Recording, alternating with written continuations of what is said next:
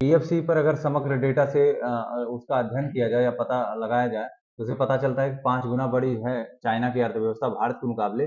परंतु पीएफसी की जो तुलना की जाए तो वहां पर वो केवल 3.5 गुना ज्यादा है, 3.5 गुना। ठीक है, इससे ये पता चलता है कि भारत अपने उपभोग का, मतलब भारत का जो उपभोग है, भारत की जीडीपी में बहुत बड़ा उसका योगदान है। ठीक है, और यह भी है कि भारत की अपेक्षाकृत जो कम जीडीपी है, वो तकरीबन $10 ट्रिलियन के बराबर है। वो चीन के उपयोग के स्तर के बराबर होगा। ठीक है, उसके जो उपयोग है उसके स्तर के बराबर है। और जो चाइना ने लगभग $17 ट्रिलियन का पैमाना हासिल किया हुआ है। ठीक है, उपभोग के स्तर पर, ये बात ध्यान रखिएगा।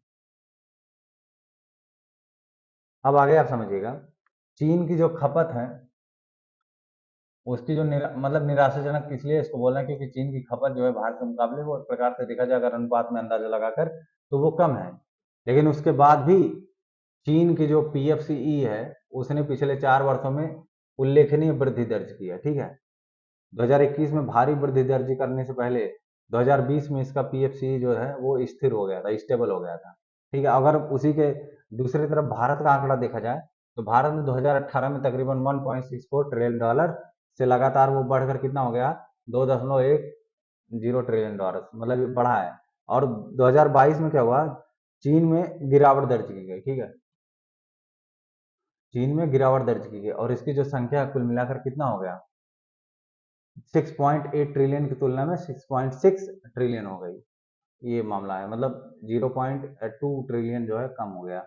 और जो प्रति व्यक्ति की तुलना अगर की जाए, जो कि है $4,809, वो वो कितना कम हो गया, वो $4,730, मतलब थोड़ा सा जो पर कैपिटा इनकम जो है, थोड़ा सा जो वो सॉरी, पर कैपिटा इनकम मैंने बोल दिया, ये पीपीपी जो है वो कम हो गया है। और अगर भारत में देखा जाए तो भारत में जो दोनों श्रेणियों में भारत ने क्या किया, थोड़ी सी मामूली सी, थोड़ी सी जो है वृद्धि भारत में देखी। ठीक है, ये पूरा मामला है।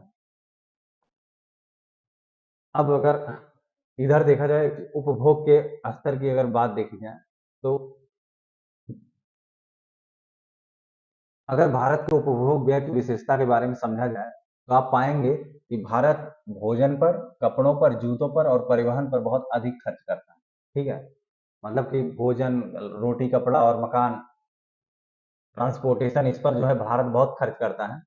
जबकि शिक्षा, संस्कृति और मनोरंजन तथा स्वास्थ्य में बहुत कम खर्च करता है। ठीक है, हेल्थ हेल्थ इश्यूज पर कम खर्च करता है।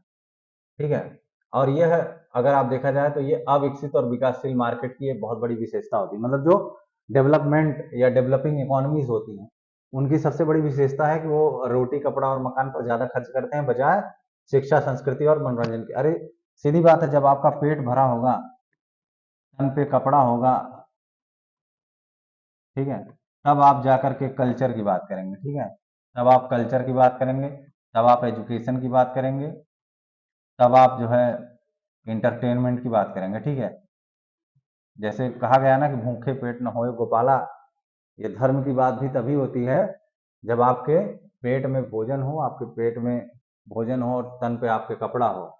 जैसे सर्वेश्वर दयाल सक्सेना साहब ने एक कहा है कि गोली लगने पर एक के मुंह से निकला राम, दूसरे के मुंह से निकला माऊ और तीसरे के मुंह से निकला आलू। तो बाद में पोस्टमार्टम की रिपोर्ट से पता चलता है कि पहले दोनों के पेट भरे हुए थे। ठीक है, तो फिलॉसफी भी तब आती है जब आपका पेट भरा हुआ हो। ठीक है, तो यही जो अविकसित और विकासशील बाजार की विशेषता है, वहां पर भोजन, कपड़ा और जूता, परिवहन पर अधिक खर्च होता है। दूसरी तरफ अगर चीन की उपभोग टोकरी की बात की जाए, उनकी बास्केट बात की जाए, उनकी बास्केट में क्या है, तो वो एक डेवलप्ड मार्केट का प्रतिनिधित्व, रिप्रेजेंटेशन करता है। क्यों? भले ही भोजन और पेय पदार्थ चीन की खपत का सबसे बड़ा हिस्सा है, भाई जनसंख्या ज्यादा है तो खपत बड़ा हिस्सा होगा। लेकिन अगर पूरा उपभोग व्यय देखा जाए, चीन का पूरा उपभोग, मतलब पूरा चीन जो खर्च कर रहा है, तो अगर उसके परसेंटेज के रूप में देखेंगे तो वो भोजन और पेय पदार्थों पर कमी आ रही है चाइना में। चाइना अपने भोजन और पेय पदार्थों पर कमी कर रहा है। ठीक है, और इससे पता चलता है कि वह एक परिपक्व बाजार है, या उसको आप बोलते हैं मेच्योर मार्केट की बात कर रहा है। ठीक है, और अगर भारत की तुलना में आवास, सफेद वस्तु मतलब जो घर में आप वो यूज़ करते हैं सामान, खास करके जैसे फ्रीज हो गया, फ्रिज या रेफ्रिजरेटर जिसको आप बोलते हैं, वॉशिंग मशीन वगैरह जो भी सामान होता है उसको हम सफ़ेद वस्तु बोलते हैं, उनको व्हाइट गुड्स बोलते हैं। ठीक है, तो आवास हो गया, सफ़ेद वस्तु हो गई, मनोरंजन हो गया, शिक्षा और स्वास्थ्य देखभाल पर अपने व्यय का काफ़ी अधिक खर्च करता है। ठीक है, वो अलग चीज़ है काफ़ी अधिक, क्योंकि भारत के मुकाबले चीन का जो इकोनॉमी है ज़्यादा है, तो जाहिर सी बात है वो अधिक खर्च करेगा ही। ठीक है, और अगर बहुत सारे देशों से कंपैरिजन किया जाए, खास करके United state, Japan, EU, Germany, UK जैसे उन्नत अर्थव्यवस्थाओं में भोजन पर वे उच्चतम ब्रैकेट नहीं है, मतलब वहां पर भोजन पे ज्यादा यूज नहीं किया जाता, ज्यादा खर्च भोजन पे नहीं है। भारत जैसे देशों में ही भोजन पर ज्यादा खर्च होता है। ठीक है, ये आपका पूरा मामला है। ठीक है, अगर आप इसमें भी पूरा वही बात चीज बता रहा है कि भारत जो है भोजन, परिवहन, संचार इत्यादि पर ज्यादा खर्च करता है। ठीक है, और एक चीज और समझिएगा, भारत जो है, जो कि चीनी अर्थव्यवस्था का पांचवा हिस्सा, मतलब उस 5 गुना चाइना की अर्थव्यवस्था भारत के 5 गुना ज्यादा है। ठीक है, फिर भी जो ऊपर ऊपर तीन सेक्टर दिखाई जा रहे हैं, खास करके परिवहन और संचार, कपड़े, जूते पर, ठीक है, वो क्या है, वो उन श्रेणियों में समान प्रतिशत खर्च करता है। ठीक है, और तथ्य काफी महत्वपूर्ण है कि उपरोक्त 3 श्रेणियों में इसका कुल व्यय चीन का लगभग आधा है। मतलब जो भारत अपना पूरा खर्च कर रहा है वो चीन का कितना है, लगभग आधा है। वास्तव में भारत जो है परिवहन और संचार पर चीन के खर्च से 50% से थोड़ा अधिक खर्च करता है।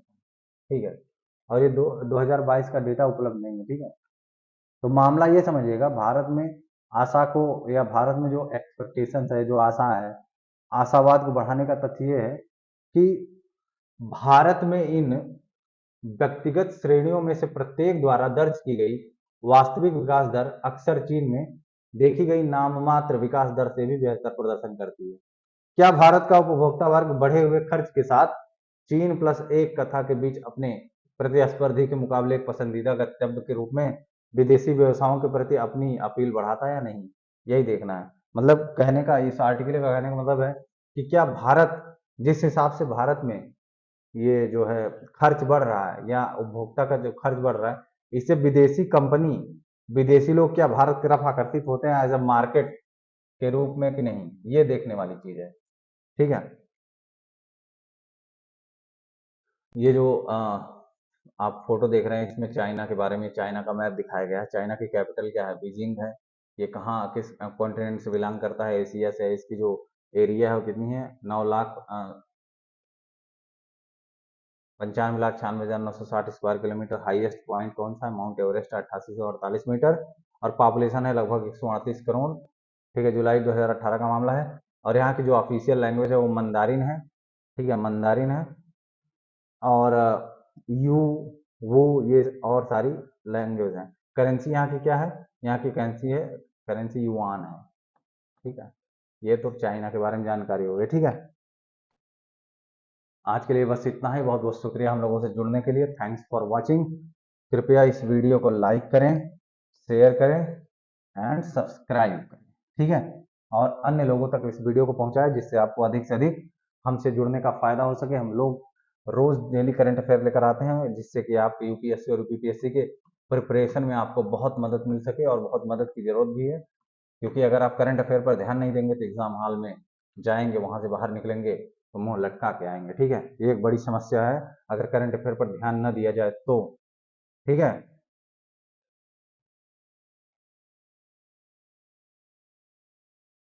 तो आज के लिए बस इतना ही। Thank you very much. Have a nice day.